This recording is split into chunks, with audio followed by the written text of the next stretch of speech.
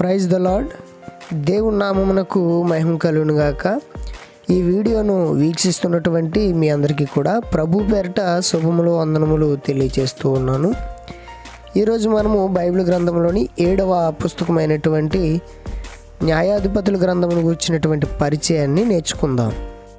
ప్రియ సహోదరి సహోదరులారా, మొదటిగా మనము న్యాయాధిపతులు అనేటువంటి మాటకు ఆయా భాషల్లో ఉన్నటువంటి అర్థాలను తెలుసుకుందాం. తెలుగులో న్యాయాధిపతులు అనేటువంటి పదాన్ని ఉపయోగించడం జరిగింది.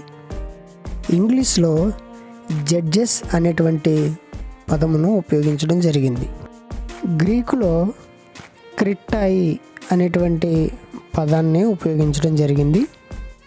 క్రిట్టాయి అనేటువంటి పదానికి న్యాయాధిపతులు అని అర్థం. హెబ్రూలో షోపెట్రియం అనేటువంటి మాటను ఉపయోగించడం జరిగింది. షోపెట్రియం అనేటువంటి మాటకు ఏలువాడు, విమోచకుడు, రక్షకుడు అని అర్థం. ఈ పుస్తకమును ప్రవక్త అయినటువంటి సమూయేలు గారు రాసి ఉండొచ్చని పండితుల యొక్క అభిప్రాయం. ఈ పుస్తకమును రచించినటువంటి స్థలము పాలస్తీనా.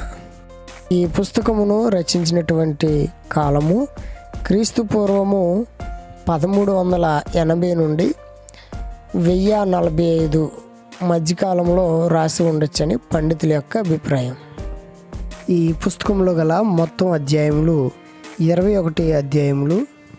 ఈ 21 అధ్యాయంలో గల మొత్తం వచనములు 618 వచనములు.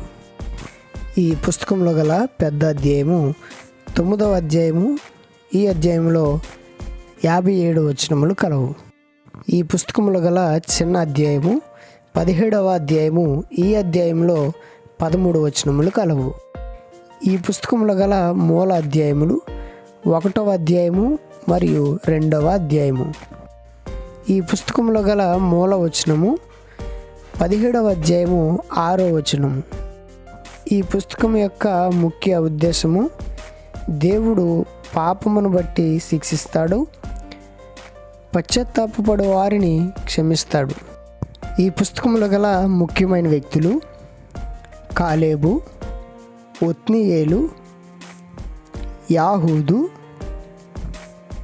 దెబోరా, గిద్యోను, అబీమెలెకు, యోప్తా, సంసోను,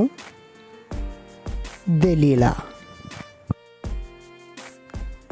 ఈ వీడియో మీ ఆత్మీయ జీవితములకు దేవునికరంగా ఉండాలని దేవుణ్ణి ప్రార్థిస్తూ ఉన్నాను.